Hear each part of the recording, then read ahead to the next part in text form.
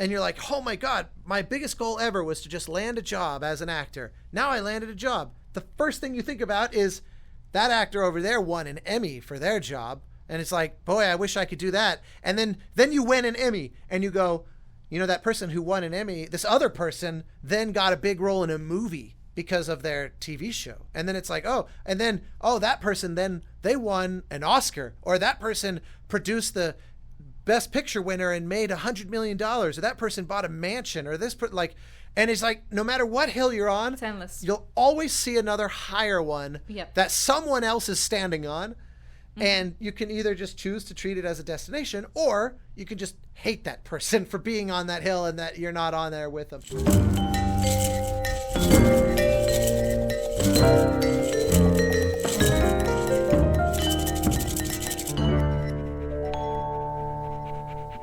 Hello, everyone.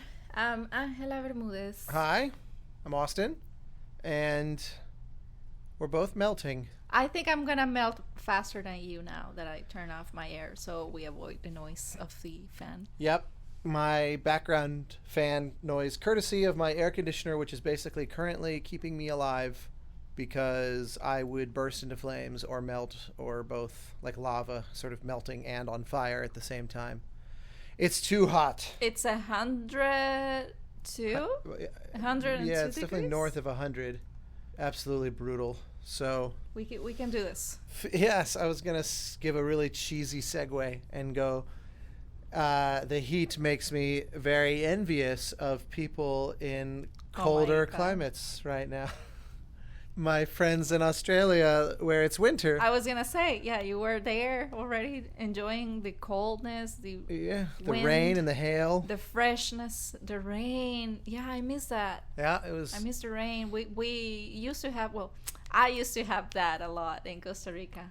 And actually, yes, every time I talk to my mom, it's like raining or cold. Sometimes it's very hot. It's quite literally one of the rainiest places on all of Earth. Costa Rica, yeah, you mean? Like in the rainforest areas, like in the actual sort of jungle regions. I wouldn't say that because I don't know how legit that statement is. But yes, it's very rainy. Now I have to check. Oh my God. Okay, go ahead. Let's see here. The top 10 wettest places. It's not in the top 10. So okay. I guess. Yeah. It's a very normal. It's not normal. You have a rainforest. That's more than normal. Most places on the earth don't have rainforest. Maybe. For the sake of the trivia, though, Hawaii, 2 different spots, one on Kauai and one on Maui. Those are the top 2 rainiest places on earth, followed by Cameroon, a particular location in Cameroon in Africa, Equatorial Guinea, New Zealand, Colombia, and 2 different spots in India. Isn't it one of those islands in Hawaii that they did the Jurassic Park? Yep, the first one, and Kauai. They got like this storm ruined the movie. Blah blah. Yeah, blah. There is some drama there. I can't quite remember, but yeah, there was some like a hurricane essentially screwed up the filming. Yeah, they had to stop, and even they were thinking on stopping at all and just going back to LA. There's something like that. I wish I could remember. I read it. I went there, and because it's so famously associated with Jurassic Park, there's a lot of trivia that you can learn around, and I definitely remember reading something along those lines. But I can't for the life of me remember. I didn't know it was that raining to be in the top 3. I don't know if this list it starts with number 10 or starts with number 1. So it's either the 10th most or the first. But it's there, in the top 10, which is impressive. Yeah, at the top of one of the mountains. I mean, look, the entire island it's like if a hurricane comes and blows all the trees down and whatever, they're back in like 10 minutes. I mean, it's just it is the opposite of where I grew up in Colorado, where trees take 100 years to grow because it's so dry and so cold. And so Hawaii is pretty amazing. The funny thing, the little random last piece of trivia about Kauai, that when you visit, you notice there's chickens everywhere running around. What? And you think, oh, there must be chickens from here, but it turns out there was a hurricane at one point that like blew through and ripped apart a bunch of farms, and they just bred out of control in the wild, and now they just can't stop that there's chickens everywhere. Oh, So wow. it's basically So they're like wild they're chickens. wild. Yeah, they're like the parakeets in LA that supposedly are because of a pet store that they got away from. But that's a little more controlled. I haven't seen too many. Well, I mean, there's thousands of them. They just followed me here. Yeah, it's true. They just followed me. So yes. So anyway, I am envious of people in cold climates. As my really lame sort of quasi dad joke segue into. Yeah. Let's see. If you didn't have any issues with moving, which city would you like to live because of the weather? Because obviously this is like the opposite of what you love. You're a very hot guy. You just can't stand the heat, the sun. I mean, LA is pretty hard to beat because it's only like this a short period each summer. Most of the year in LA is really mild, and that's amazing. Still, like, yeah, this is a desert, and you're definitely not. Well, but I prefer desert to tropical because the humidity is the worst. So I'll take dry heat. But the skin glows. No, I'd rather look like a lizard. A dry lizard Yeah, changing. I don't know. I mean, look, this climate is pretty hard to beat. If it's only climate we're talking about, yeah, I'd have to think about this a minute longer because most. New York. Oh God, from a climate perspective, New York is awful. Summers are Really? The summers are just as hot as this, except super humid. And then in winter, it's the coldest Wow. fucking winter and it's that awful thing where, every building is super warm to keep the people inside warm. So you put on these thick coats because it's freezing outside, and then you come in and you're instantly sweating because you're in a hot room covered in cold clothing. That's crazy. I guess I've just been there in like a very cool temperatures, and I don't know exactly how it's to live there the rest of the year. Yeah, to me, summers and winters both are far more extreme. Fair enough. And the fact that you're constantly going indoor and outdoor, you're not like you're having to adjust a lot. I will say the flip though of going inside to a heated building and having to strip off all your heavy coats and scarves and everything.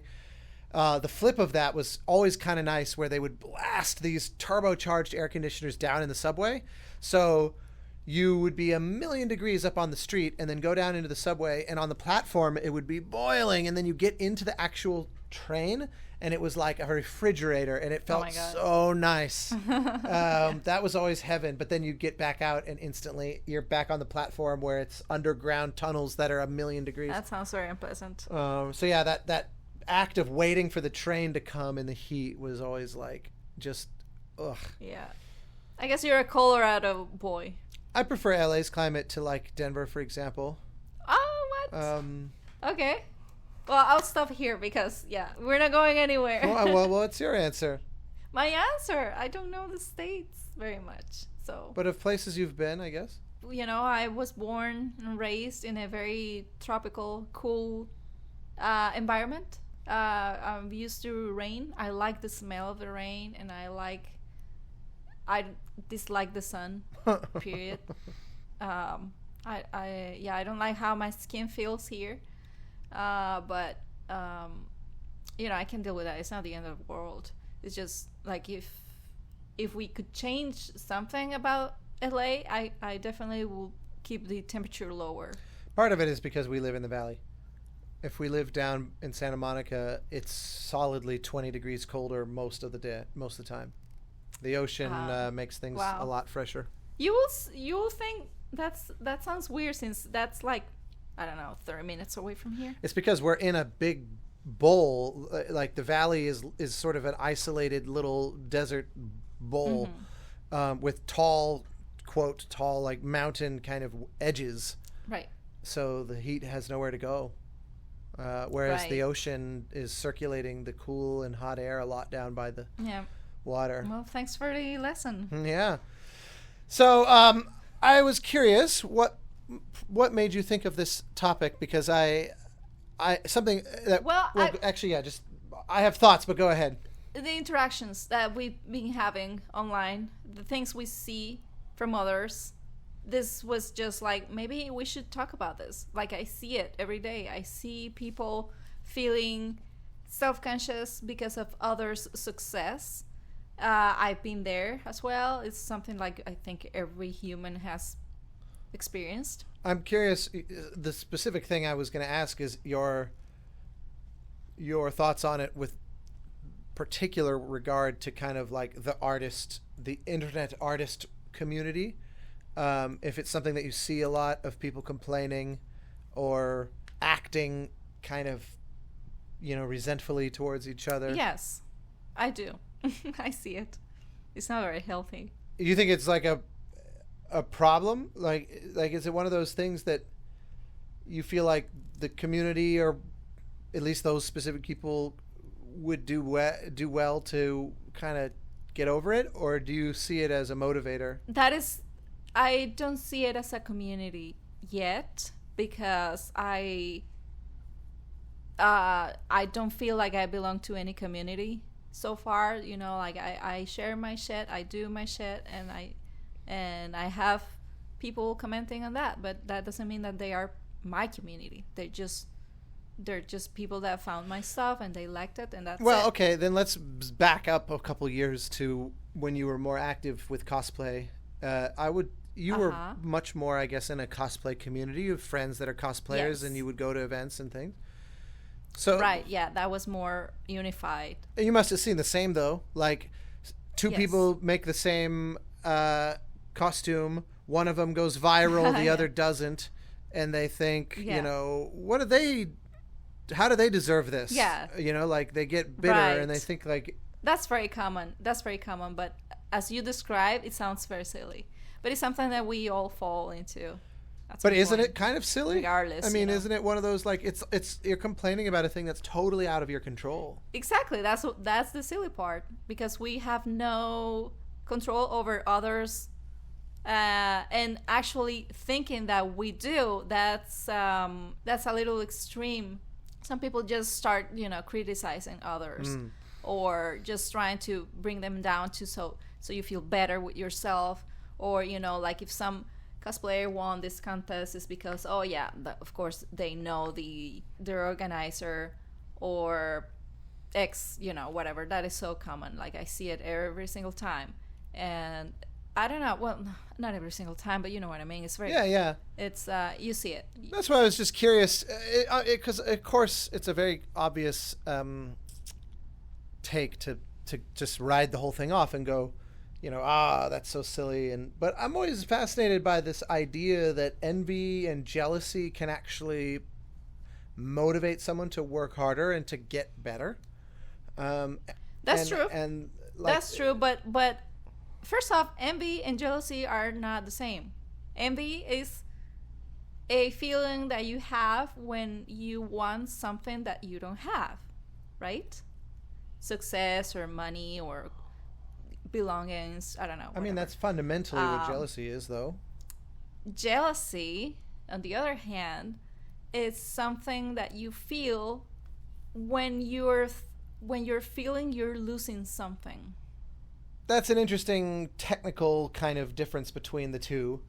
I still think that they're more or less interchangeable, but I get like having something, wanting something someone else has that you don't have, versus, I guess, being jealous versus the fear of losing something. That is the jealousy. Yeah, that is right. when. Yeah, interesting. Yeah, let's put it this way. Envy, it's in between two people. Jealousy is in between three people. Yeah, I'm not sure I agree with that definition, but that is how I see it. Yeah, fair enough. Well, I know that,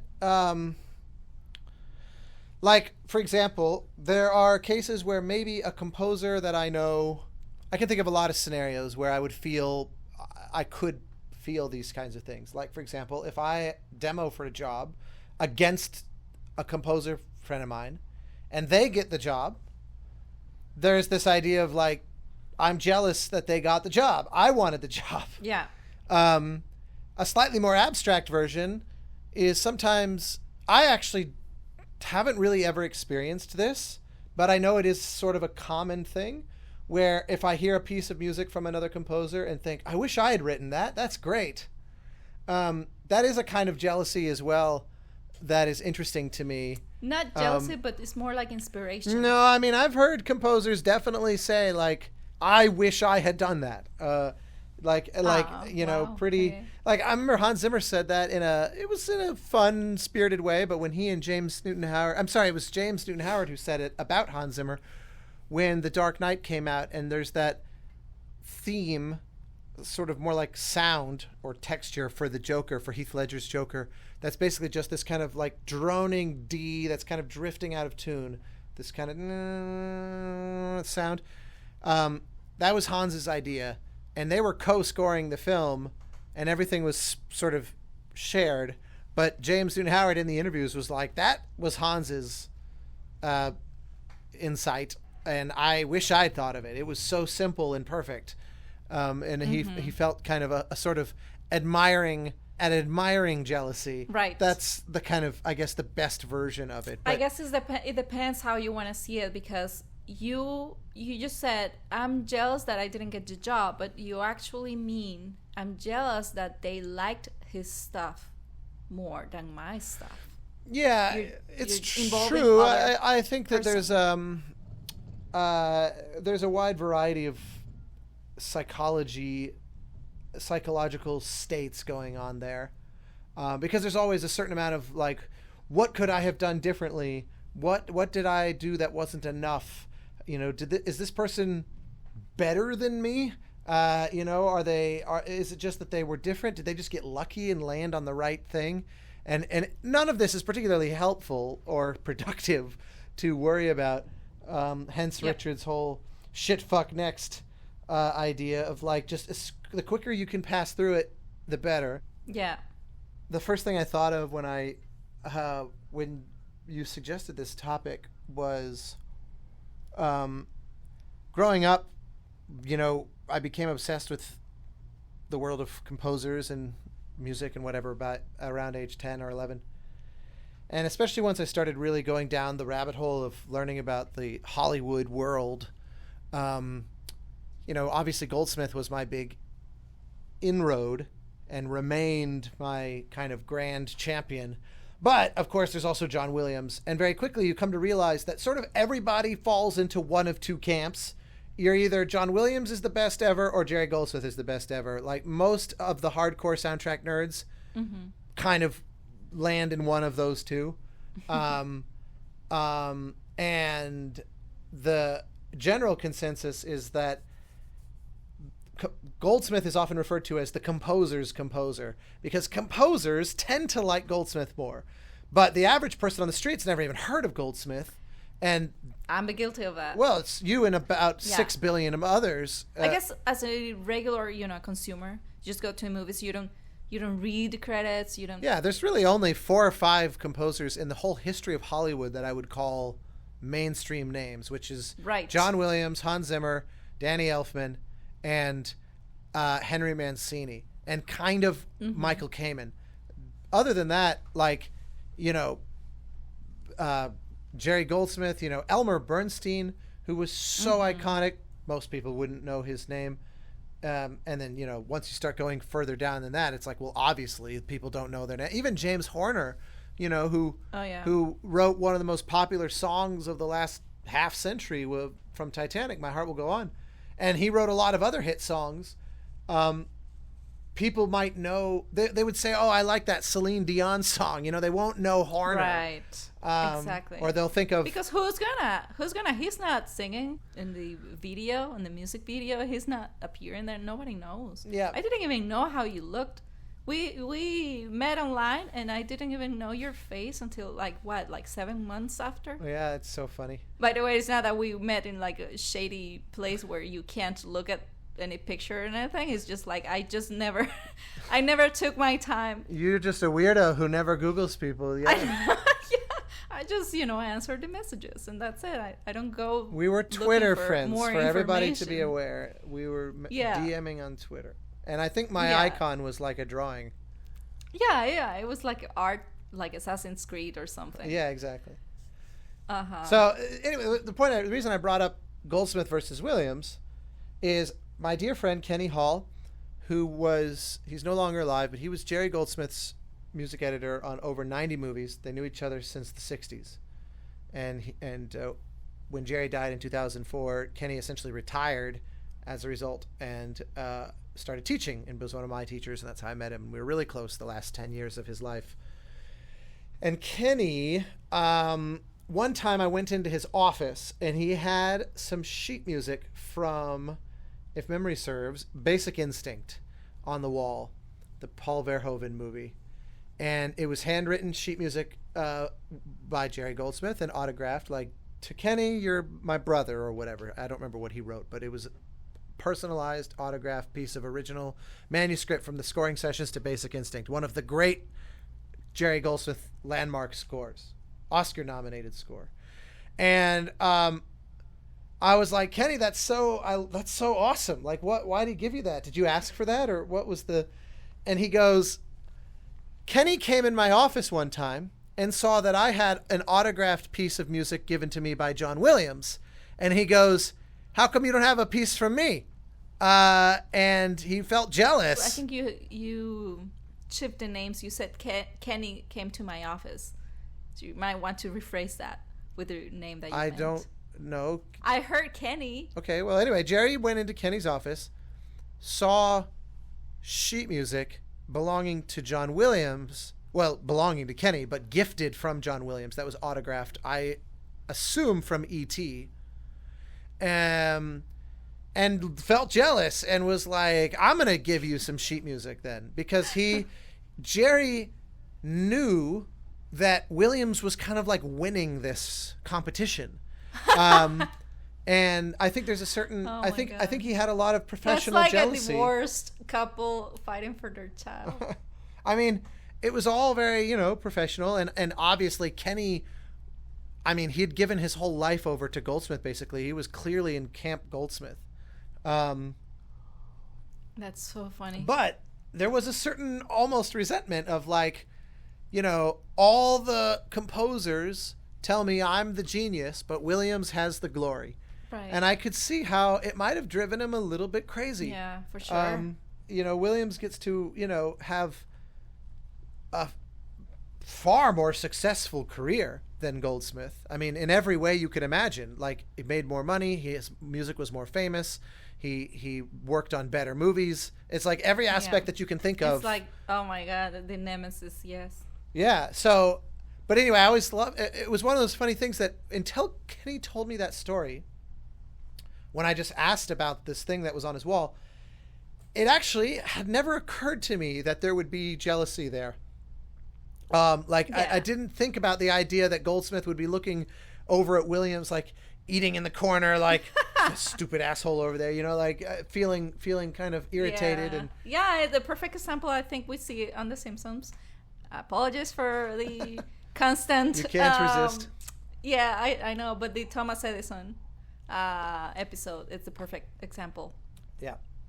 Homer wanted to be like Thomas Edison. Thomas Edison wanted to be like Da Vinci. It doesn't matter how big you are. You have those struggles like a regular person. And we have a tendency to kind of mythologize the great heroes from the history of art as being just kind of like these geniuses who kept to themselves, did their work, and they weren't kind of down in the dirt with normal humans feeling petty jealousy and anger. And we like I remember growing up about Brahms. I may have mentioned him. I feel a slight deja vu. I can't remember if we talked about him or not, but I was always fascinated by Brahms, and he wrote 4 symphonies, and he's hailed as one of the great late 19th century composers. But he was severely intimidated by Beethoven, and it took him 20 years to write his first symphony because he was so self-conscious. Yes. We talk about that at some point, but it's a great example. And it's Beethoven had been dead. Brahms was like a child when, in fact, what year was Brahms born? Okay, yeah, I was going to say Beethoven's death and Brahms's birth are practically right on top of each other. You know, both born and dying around 1830. Brahms lived to 1897, I think, 1897, and so he never interacted with him, and yet he was so like freaked out by Beethoven and so kind of jealous of his genius that it took him literally 20 years to kind of get the courage to write a piece of music. And that was one of those things where when you initially become aware of Brahms' music, it's oh Brahms the genius, la la la. And only when I took, you know, college level music history classes, and then I went and read this book by Jan Swafford about Brahms. It's like a 600-page book of his biography in great detail. That was the first time I ever really came to appreciate just how sort of, you know, normal and sort of busted he was, and everyone is, you know, everyone has those. Everyone. It's just that we just don't show it. Bernstein. Obviously, we just see the highlights of everybody out there, and it's all filtered. Yeah. We forget that everybody passed through issues, and they probably. Well, sorry, I didn't want to interrupt you. Oh, I was just going to give another example of Leonard Bernstein, a famous story from, I believe it would have been his 56th birthday party, where he had a big party, friends were over. I saw that. What the hell was that? There's a fly that keeps landing on my camera. Wow. Yeah, no, I was watching it like it was going to crawl over the lens. Bernstein, I think at his 56th birthday party at his apartment in New York, was found like in the back essentially crying, and somebody said, you know, what's going on? And he apparently said something to the effect of, I'm now the age that Beethoven was when he died, and look what he did with his life in the time that he lived versus what I've done in the time, you know, the same amount of time. And, you know, because obviously Beethoven's work was finished by the age of 56. And we look at him now as one of the great, maybe the greatest composer in all of history. And Bernstein felt like, you know, I've had the same amount of time and I didn't use it as well as he did. And it was really, you know, really got to him. And I, first off, bear in mind that Bernstein had written West Side Story like decades earlier. So part of me is like, you know, you're doing pretty well. If I may say so. It doesn't matter. You're gonna want more. Yeah. It's amazing how, as this conversation, as I look back at like the Kenny moment and realizing, wow, yeah, Jerry probably was really jealous of Williams. Another flashback just hit me that made me go, I think I was pretty naive about this subject at an earlier point. Maybe because I was never prone to jealousy that much, so I was surprised every time I found it. Like, I've always enjoyed, for example, celebrating my colleagues' work. You know, and when they release a new thing, you know, go tweet about it and whatnot, because it's exciting, you know, to me, and I can make peace with the idea that their success isn't because I did something wrong. They did something right.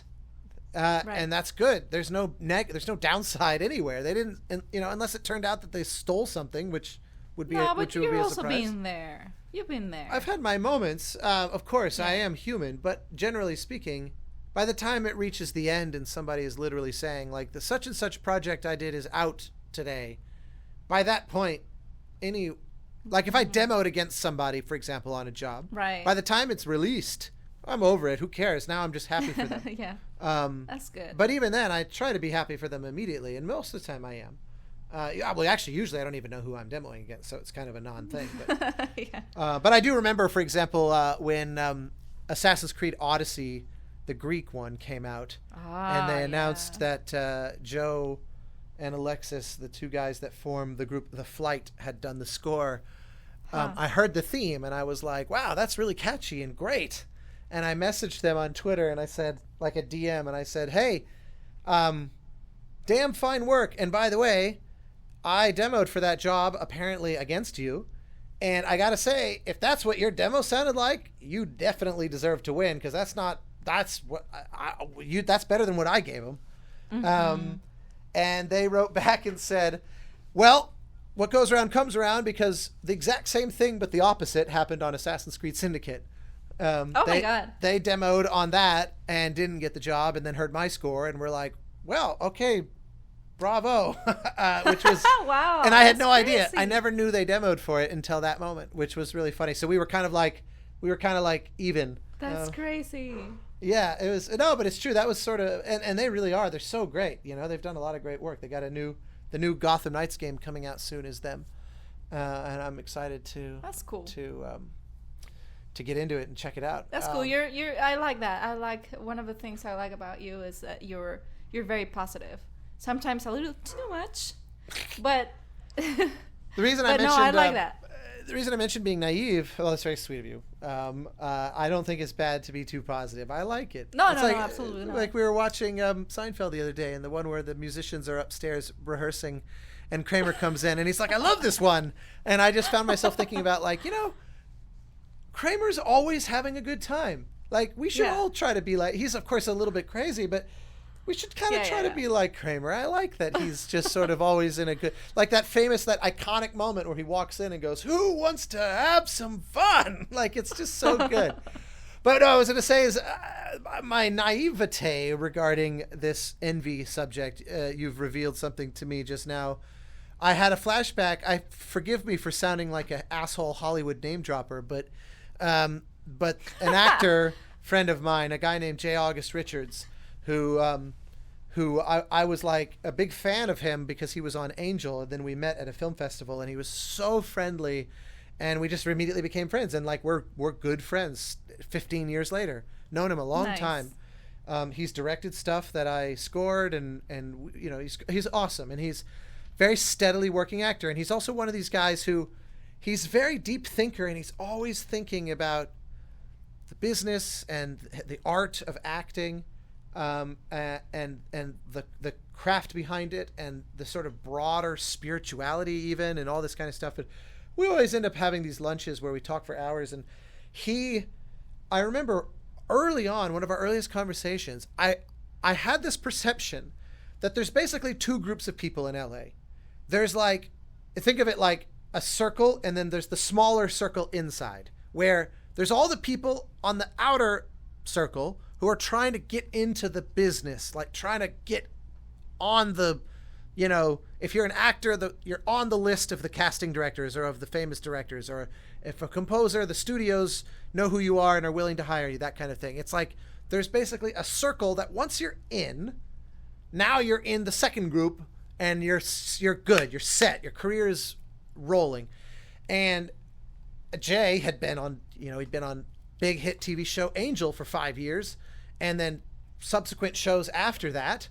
And so it was like this perception that he was in that inner circle. And I remember just asking about that, and he very nonchalantly was like, he just sort of made me realize how overly simplified that is, because he goes, it's the moment you're on a show, and you're like, "Oh my God, my biggest goal ever was to just land a job as an actor. Now I landed a job." The first thing you think about is that actor over there won an Emmy for their job. And it's like, boy, I wish I could do that. And then you win an Emmy, and you go, that person who won an Emmy, this other person then got a big role in a movie because of their TV show. And then it's like, that person, then they won an Oscar, or that person produced the Best Picture winner and made $100 million, or that person bought a mansion, or and it's like, no matter what hill you're on, it's endless. You'll always see another higher one that someone else is standing on. And you can either just choose to treat it as a destination, or you can just hate that person for being on that hill and that you're not on there with them. And I remember it kind of blew my mind. I was like probably 22 or something. And like I said, oh my God, wow. I never really thought of myself as this naive, but looking back on it, the fact that was sort of like, yeah, you're right. People do tend to just sort of always look over at the next hill and go, damn, why aren't I over there? No matter what they achieve, they can be John Williams. They could be the most successful, most acclaimed, most John everything. Williams John Williams looks at Stravinsky and Copeland and those guys, and he's like, I'm not them. Why can't I be them? I mean, it's so, it's so fascinating how it can, other than the motivating factor, but there's so many other things that can motivate you. It's hard to see much good behind any of it. It's hard to see what positive contribution it makes, you know? I think it just have to be treated like, yes, it's natural. You shouldn't feel bad about feeling jealous or hate or whatever. Just try to like simmer that down and continue with your shit. In the document I wrote, what was it? Like, water your own grass. And you asked me, what is this? Oh, yeah, right. That's what I mean. Just focus on your stuff, focus on your goals. Is that a phrase that you heard somewhere, or? Can't remember. It felt like a kind of like a phrase, you know, like an aphorism. It felt like one of those. I think it's a common thing to say. I don't know. Sometimes I say thanks and yeah. You wrote water your own grass. Yeah, so it is a quote. Okay. No, I looked up to see what I wrote in case after you mentioned it. I just opened our document. Oh. Okay. Yeah. No, it's a beautifully succinct kind of variation on the idea of the kind of envy between neighbors, the sort of like the grass is always greener on the other side of the fence. Exactly. It felt like a variation on that I wondered if you heard somewhere, because I never heard it, but just sort of water your own grass is such a beautiful, what I love about it is that on the surface, it seems to have a bit of a similarity to this idea of stay in your lane, which is an idea I don't like, because stay in your lane is sort of like, you do your thing, and that's all you're capable of. Like, Austin, you're a video game composer. Stay in your lane. Don't think about the concert hall or movies. That sounds a little like the horse's view thing. The what is it called? The leather. Yeah, I don't know, but the sort of cover. Yeah. So you only can see what's in front of you. Yeah, I mean, people use that phrase when they say things like, like if I'm on a call, working on a game, for example, and it's me and the creative director talking, but the art director is on the call for some reason, and if they go, hey, I have an idea about music, they might start by going, forgive me if I'm kind of out of my lane here a little bit, but here's my thought on the music. Like, they're acknowledging I'm not really sticking to my core area, and so that's normally how that figure comes up. But this is something that Troy and I, for example, talk about all the time, because we have very different interests than the thing we're most known for. So what I love about the fundamental difference between water your own grass and stay in your lane, even though they kind of seem similar on the surface, was that the idea of the celebrating, you have something, you have your own grass. And so instead of focusing on the grass other people have, recognize that you have it, and now take care of it, help it grow, nourish it. Exactly. And it'll be what it's going to be. And it's a very kind of beautifully positive and wholesome take. What happened to you? Your normal cynicism. Oh my God. Shut up. I'm not. Don't phrase it like that. I don't want anybody to think I'm so negative. But no, you're not negative. But you're I don't know. You're perhaps more grounded than I am. Exactly. I like to say I'm very grounded, and you're more like a dreamer. I live up in the clouds. I'm happy to be the guy that lives in the clouds. Yeah. We pull each other. You pull me down? That's not what you're saying. Yeah. Well, take it as you wish. Oh my God, I'm just that's saying so funny. we balance each other. That's what I meant. That I can heartily agree with. Yeah. Well, forgive me that this has to be a slightly succinct recording today, but this seemed How about before saying bye, do you have a pet peeve? Ooh, this actually is a great example of a pet peeve. I will not name names, but there are a few composer friends of mine who constantly vent their what is very obviously jealousy. It always is pretending to be something else, but it's obviously jealous. And I see them on Twitter go all the time. You can read between the lines of them going, why aren't you paying attention to me or whatever? Like, you can kind of feel, and I've compared notes before with other composers, like where we're messaging each other and they're like, "Did you see what this person tweeted? It's so, why would they do that?" Yeah. It makes it seem Yeah. like they're just sitting there so mad at the world and It's a little petty, yes. yeah, and it always drives me crazy. But it's one of those where I think, what am I going to do? Is like, am I going to message them and try to intervene Right. and be their therapist or something? So Yeah, of course. that's you can't obviously do ridiculous. anything. I think we agree on that. I've seen that as well on my end. The freshest memory I have was like a not a friend or anything, just somebody I just saw on Twitter. It was like this girl, like a Twitch streamer, and she posted something about she was like really pretty, and I was like, oh, maybe I should follow this person because they play games, and she looks very cute, and the setup is really pink and nice, and I would like to see more of that. But the video she had was like a very like for me was a little cringy, just basically saying why is she not hired to be like a voice actress or like a face capture. She just wants to be involved in games, and that's great, but the way she portrayed that was very, very petty, and that made me say, I don't want to follow this person. You probably weren't alone too. I remember once there was a cosplayer or somebody that you showed me that did a similar, like, they were mad that it was like went viral because it was so negative, where they were basically saying, you shouldn't be buying a cup of coffee because that's all that my Patreon costs, and oh you my should god, be. that is so funny, yeah. And it came across very much like, and so all these people who probably were fans, and they love to support the little guy, everyone loves to support the underdog, but the moment that person admits to what is, in fairness, a very human thing to feel jealousy, but as soon as they vocalize it, it's amazing how much of a turnoff it is, and you're like, oh, well, I'm sorry, fuck you then. Yeah, I think that there is a place and time to vent, and I don't think the internet is a good place or never a good time to vent about that. 100%. It's too easy to look bad and to be taken out of context, and also, like, generally speaking, public therapy, for lack of a better way to put it, working out your problems in public, I always think is better off where you don't invite random strangers to form an opinion of a thing that they weren't there for, they don't know anything about. Exactly. I'm just not a fan of that.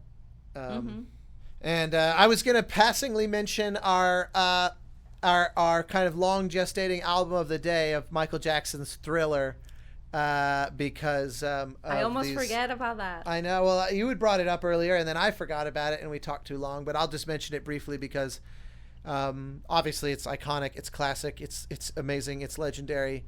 Yes. And Quincy Jones is very famously associated with his massive influence over it, and the funny thing that I didn't realize until recently was that there's actually really lingering resentment there between Quincy Jones and like the remaining family of Michael Jackson, because apparently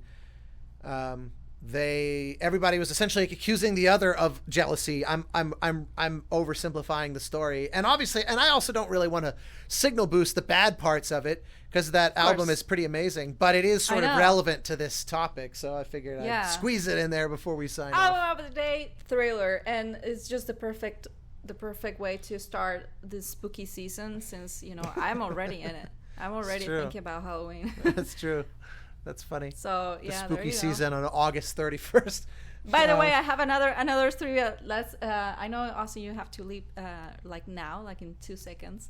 But I just want to say that the cover of Thriller, the clothes that Michael is wearing are the clothes that the photographer was wearing, and Michael liked that. Like they had a bunch of different, options from a fashion expert, and Michael was like, none of this.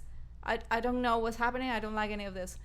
Michael saw the photographer. It was like a white suit, like Hugo Boss white suit. Yeah, I just looked it up to remind myself exactly how the suit looked. Yeah, he's like, do you have something similar to that? And they just swiped clothes, and that was it. That's the photographer's suit, and that's the picture. And by the way, the session took 6 hours.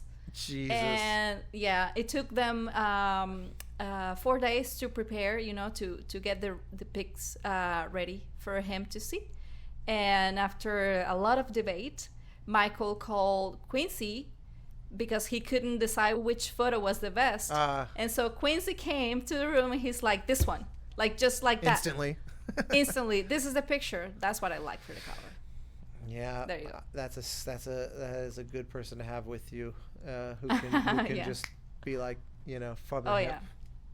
Well, thank you for this slightly short. We'll do a long one to make up for it. But yeah, It's okay. I think for they're gonna listening. be happy. A friend of mine was like, maybe you guys do shorter versions. I'm like, I don't think so. Austin can't be. Oh, I know, I'm the worst.